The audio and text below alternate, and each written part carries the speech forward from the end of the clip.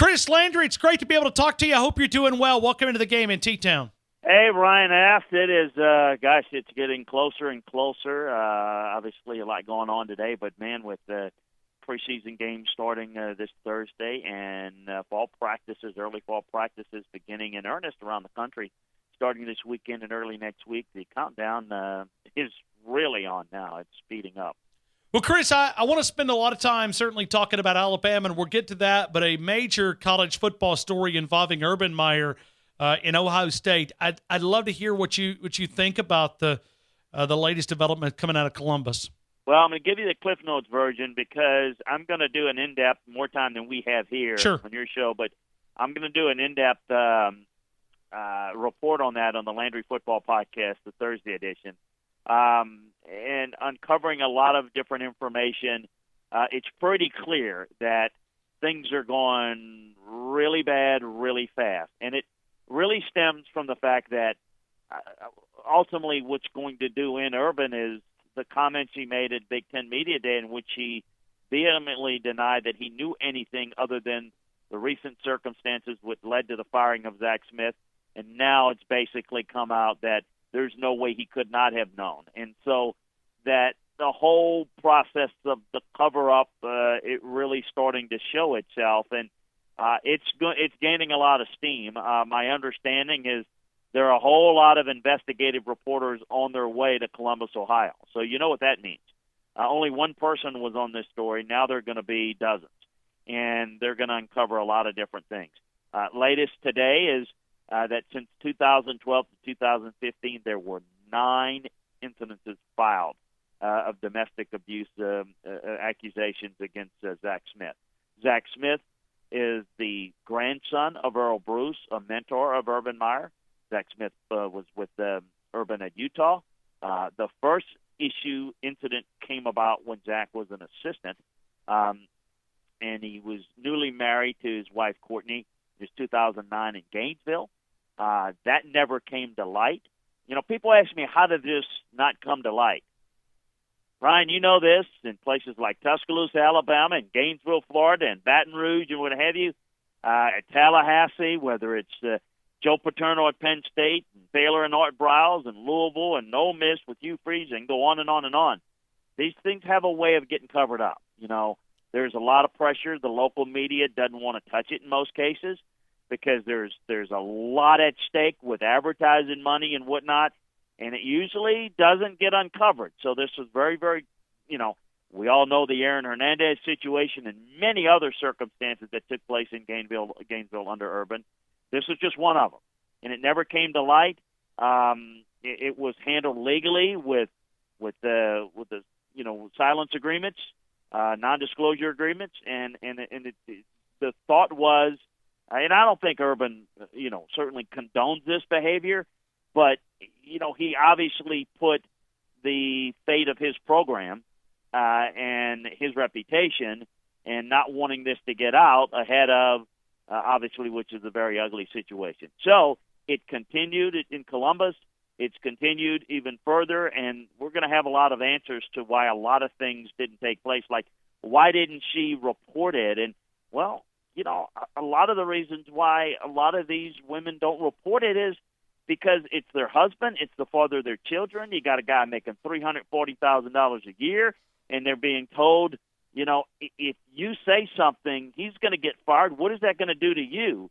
And what is it going to do to your children? And their supports, they believe that, hey, we'll get him help, we'll do this, and then the abuse continues. It's pretty obvious it's what's happened there, and there's now documentation that a lot of people knew about it. It now involves Shelley Meyer, who is not only Urban's wife, but she's a registered nurse. There's some ethical issues there, and people who are familiar with, ethics rules with nurses that, you're supposed to report the issues of domestic violence. She obviously had the information. She's had the pictures on the text. Then to complicate matters even further, she teaches at the School of Nursing at Ohio State. So as a Ohio State University employee, she's under Title IX obligated to report any issues of reported domestic violence or suspicions. So this is going to really spiral into a different direction It's really sad that obviously the focus is going to be on whether Urban Meyer is going to be the coach and not domestic violence, but this is kind of where it's taken us.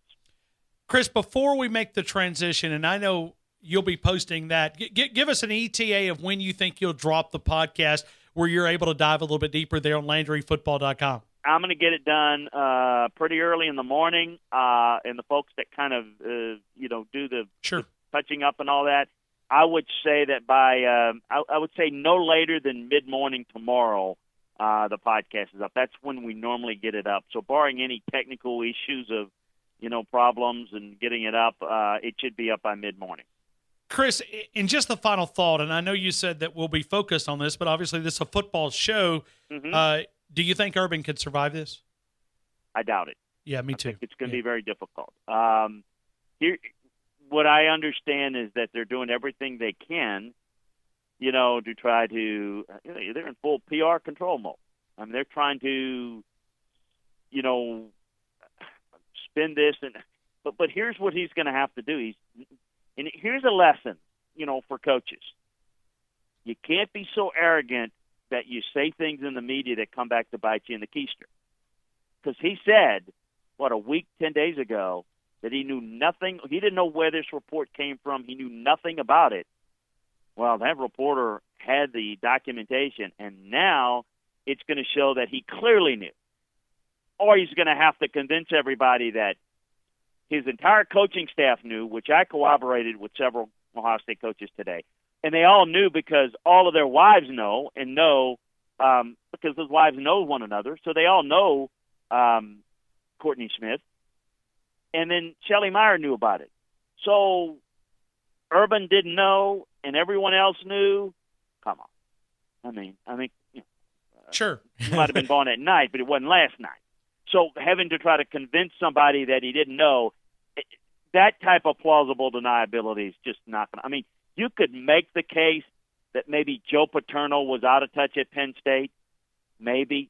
I mean, there was some cover-up there. There's some things he knew more than people said. But you could make that case that, but this situation just doesn't. And listen, it's tough. Ryan, you are in one of the more passionate college football times there is. Imagine, just replace the name. Imagine if that was happening at Alabama. Oh, you would have all sorts of people defending the coach because they care about the program. And there's some people that would be appalled by it, but now you're dealing with that this has become. Listen, Jimbo Fisher and Dabo Swinney have won national title. Nick Saban has 6. Urban Meyer has 3. So outside of Nick Saban, there's not a bigger name coach in college football, and now he's fighting for his professional life and having to try to convince. And this is obviously, something that I think that certain fan base of Ohio State, a lot of them are going to this and that. It just goes to show you that's kind of where we are. But in today's world, where everybody's got a cell phone and text and video documentation, Urban stepped in it. If he would have just not said, hey, look, that's under university investigation, but by coming out and saying he absolutely knew nothing about this, but he heard about it. Once he heard about it, he fired him. The traces are going to be that he knew a lot about this and enabled the guy, and it's going to ultimately, I think, cost him because one of two things. If he saves the job, how are they going to deal with that PR mess? Oh, Lord. Yeah, I couldn't even imagine. Can't imagine. And of course, his firing is going to rock the college football world too, but I don't get it. Now, 2 other things to keep in mind. Jim Tressel was fired after the tattoo gate. And Woody Hayes was fired the morning after he punched Charlie Ballman in the 78 Gator Bowl game. But Woody was – a lot of people would thought it was time for Woody to retire, and this was kind of a convenient way to send him out to pasture, and they fired him. And then, with Jim, there were some people weren't quite as happy, but with Urban now, this is going to be difficult, and I think it's going to cost some people. It may cost Gene Smith his job, the athletic director. I mean, who knows how this is going to play out, but it's going to get ugly. All right, Chris, we have counted it down. 205 days ago, we walked out of the stadium in Atlanta watching Alabama capture another national title. And since then, we have done nothing but talk about quarterbacks and the possible scenarios here. I mean, I feel like I know Tua and Jalen by heart, and we've read the bios, and I've got to memorize, but now we're hours away. Give me what you think is going to happen in this competition. How will Nick Saban manage this, in your opinion? My thoughts haven't changed from the very beginning. First of all, I think that everything is legitimate. The cynics will say, well, he's just saying that to keep them both happy, to keep them both in tow. No one transfers, yada, yada, yada. Well, certainly the byproduct of what he's doing and how he's doing may keep them both in tow. But I really think the reality is he feels like there's a very good chance he's going to need both this year to accomplish the ultimate goals. In terms of who's going to get the job, everybody says, they got a 50-50 chance if you guess, right? I mean, it's not like there's a third, fourth, or fifth option. It's going to be one or the other. I feel like in Jalen, they've got a guy that's been a winner and a leader, but a guy that has to become better making plays from the pocket as a passer. In Tua, they've got a guy that's a better passer, but doesn't have enough experience at this point to be as comfortable making the right decisions and protecting the football. I said this several times, including after the championship game. It's great. I get it. Celebrate it. But as an analyst, as a coach, as a scout, you look at it and you say, boy, Alabama, if they didn't have Tua, they wouldn't have won. But, boy, there were some plays there that Georgia dropped a couple of interceptions. There were some bad decisions.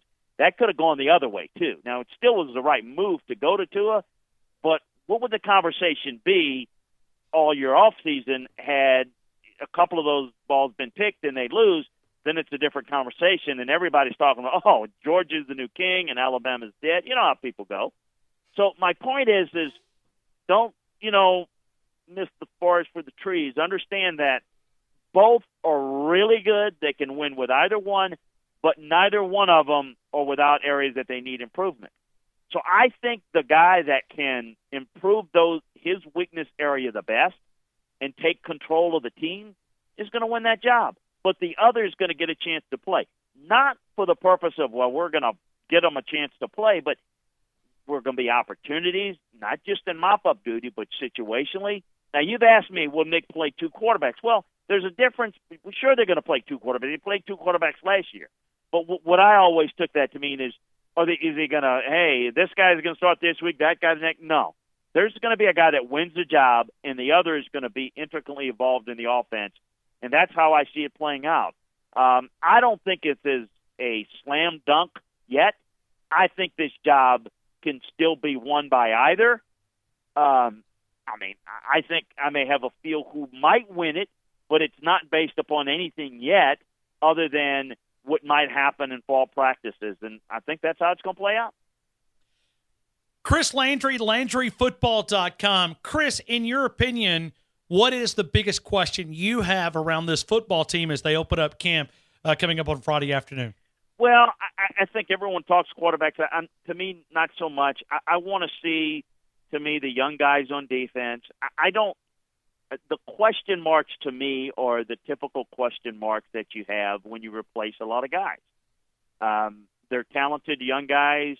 Some of them are not as experienced.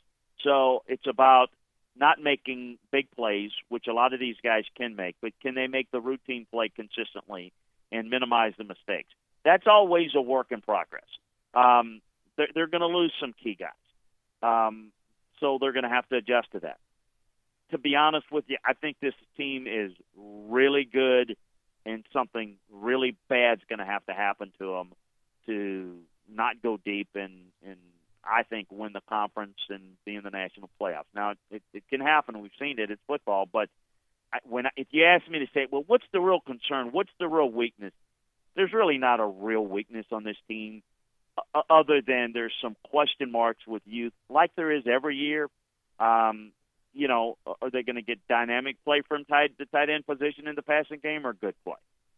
We know their backs are going to be outstanding. I think the receivers are talented. How consistent of a passing game are they going to have? That would be one I would put. Okay, is Tua going to make better decisions consistently, not just make big plays? Is Jalen going to become better? Those are questions, but those are questions that a lot of people would like to have because, quite frankly, not many people have the type of talent or the coaching that Alabama. Well, really, nobody has the overall talent, save for maybe on Ohio State, Clemson, and I think in terms of coaching and development and progression of a team through the course of the season, I happen to think Saban is the best. Chris, Coach Saban continues to talk about a distribution center at that quarterback position. Mm-hmm. Is there any clues there when we talk about what he expects from Mike Locksley? Because he talks about getting a lot of players involved in the offense. What do you think it's going to look like under Mike Locksley, Josh Gaddis as the and then Dan Enos at the quarterback position? I think you have to look at the quarterback position in most any case. It's like a point guard in basketball. It doesn't mean you can't drive and penetrate and make your own shot, create your own shot, but you've got to be able to get the ball to the open guy. So that's what he means by the distribution center. It's a good way to put it. That you've got to get the ball into the hands of the playmakers. See, to me, the toughest thing to defend is a quarterback that can distribute the ball, not the great quarterback with great physical gifts. Michael Vick had great physical gifts. In short, he had some success, certainly at the college level. But the NFL, he had some intermediate success, but ultimately he wasn't as great distributing the ball as he was doing something with it. I think what he's saying is for both, for Jalen and for Tua, but particularly Jalen. Jalen is really good at bailing his team out of a bad play and a bad series. Guys are covered, first read's not there, roll out, you can run, pick up the first down. That's fine, and that's been successful and allows you to win a lot of games. But to win championships and maybe to beat the best teams, you've got to make plays from within the pocket. You've got to get the ball to the playmakers. You've got to get the ball to the receivers, to the tight ends, to the backs out of the backfield. You've got to distribute the football and not always rely on your feet. And from Tua's standpoint, yes, he's more of a distributor. He can throw it, but can he make the right read? And can he make the best decision in protecting the football? Because the only really chance that Alabama, save for maybe Auburn, who could be really good, their only chance that Alabama really loses the game is if they turn the football over and they help the cause. So that is what the distribution center is. And so what he means by that is to both is, it's a subliminal message, but it's a message he gives behind the scenes, and it's different to both. With Jalen, you've got to become better at seeing the field and not just being a one-read quarterback and run, but be able to throw the football. And that has to be coached in them too. And you have to be able to develop that. From Tua's standpoint, it's about making sure that you know where you're going with the football and not relying on your physical gifts to sling it in there, but make sure that you see it and an incompletion is okay. It's the interception that kills you, the turnover that kills you. You could live for another play, punt the football, play defense. You can survive that. Turning the football over and giving a team that is inferior to you a short field or easy points is the only way you're going to get caught with your pants down, so to speak. So that's the message of what he needs in reference to the distribution center for that quarterback spot. You can use the code right now, the coupon code SUMMER, for 50% off your first term. You get the 6 months free, the special offer, all the great details. Very simple. Go to LandryFootball.com. If you'll look in the right-hand side of the screen, you'll see the summer savings special right now. Join today. Sign up as we approach NFL camps. And, Chris, I know a lot of our stuff was hijacked there with talking about the college football story involving Urban Meyer, but the meat and the potatoes that you offer is unmatched. We talk about the draft, the scouting, free agency, college recruiting, coaching, the podcast each Tuesday and Thursday, giving us a special one coming up tomorrow as well on Urban Meyer and the details behind the scenes there. Chris, as always, thank you again for your time, and we continue to encourage people to connect with you on the Twitter account at Landry Football and on the opportunity there, LandryFootball.com. Chris, I always appreciate the time. Thank you, sir. Oh, my pleasure. And, gosh, game week will be here before you know it, folks. Oh, we cannot wait. We're anticipating listen, we're counting. We're desperate here, okay? Chris, we've got the hours that we're counting down until the first whistle blows in Tuscaloosa. Well, it's going to be a lot of fun, and of course, I know it's exciting here, but for those of you fans that are just college football fans, just think about some of the big games that are coming up that first week too. I mean, my goodness, Washington Auburn's such a big game, and Michigan Notre Dame's really big. So yeah, there's some really good matchups. Tennessee, West Virginia is going to be intriguing. So, but yeah, there's no question about it. I know everybody's excited there about watching the Tide. I don't know how good of a game it's going to be, but I think everybody's excited to see this version of this team and how good it's going to be. And, so it's going to be a lot of fun to talk about it. Hey, thank you so much, Chris. Have a great afternoon. Take care. You